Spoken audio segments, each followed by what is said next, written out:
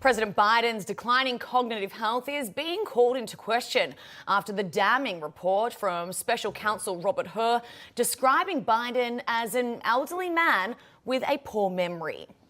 Yeah, the White House has been quick to defend the president's actions, making really no commitment for Biden to take that mental acuity test that everyone's been speaking about. So here to discuss is Republican strategist Bobby Eberle and Democrat strategist, former New York State Senator David Carlucci. Gentlemen, good morning, and thanks for being with us on Wake Up America weekend.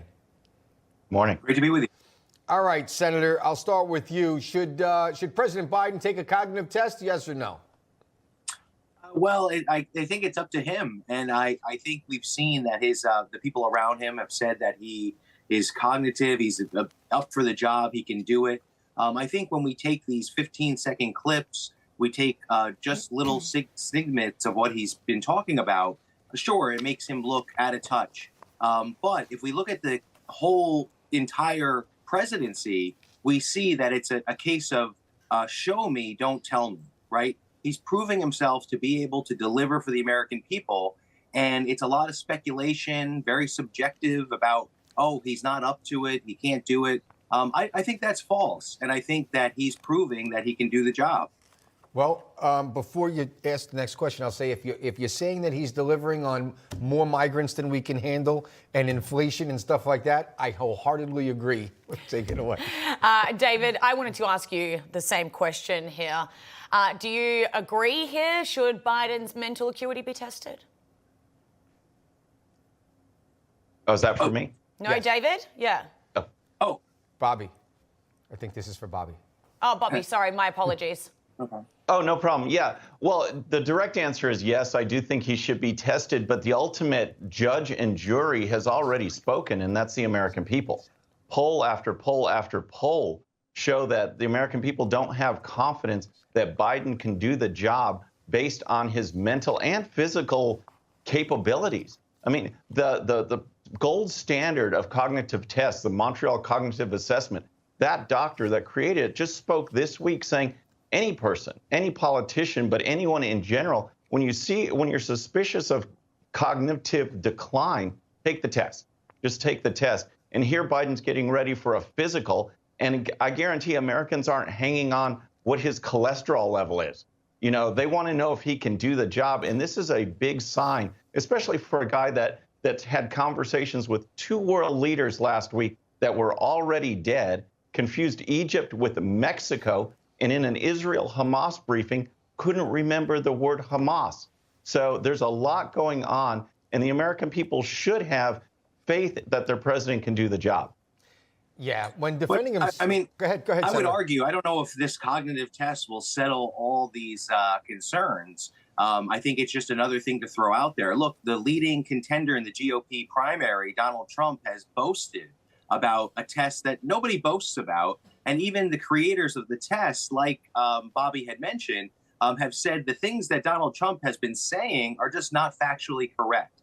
Talking about the things that he had to do in that test, they're saying things like a whale. A whale has never existed in the test. So there's a lot of things that Donald Trump has been saying that if we took the same microscope and put it on Donald Trump, we would be just as concerned. So I think this is a losing political issue for the GOP because they'll cross each other out as we get closer to the general election. The Hur report said it.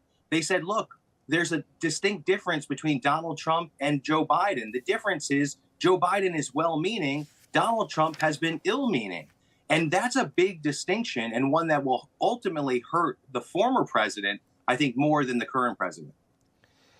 Yeah, I need to push back on that please, if I could, just a little bit. I mean, David's right on one thing, that no single test is conclusive. It's just like saying, is your IQ a guarantee that you'll perform well on a job? And everyone knows that that's just one of many factors when someone is interviewed.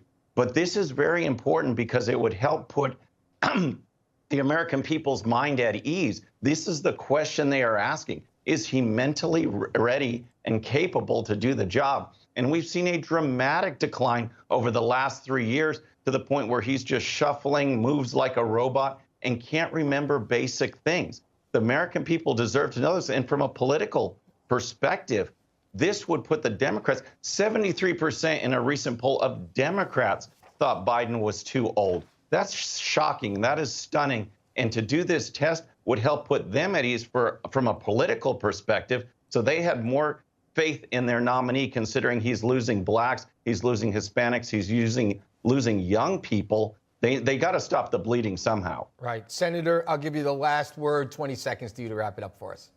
Well, I think if he takes the test, he does fine on it. I don't think it shuts anybody up in terms of being concerned about the cognitive ability. But I think we need to take a step back and be very careful about how we tread here in terms of just making these generalities that someone is slower so they can't deliver. That's not true. We need to respect the wisdom and experience that he has.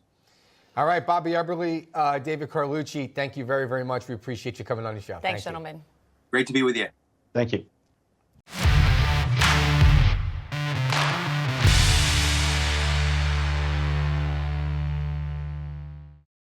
All right, friends, thanks again for tuning in. I really appreciate it. And before you go, please hit that subscribe button above. Once you do, tell your friends, share it, spread the word about the 13-minute news hour so we can keep growing. And for more great content, check out these videos right here, and I'll see you next time.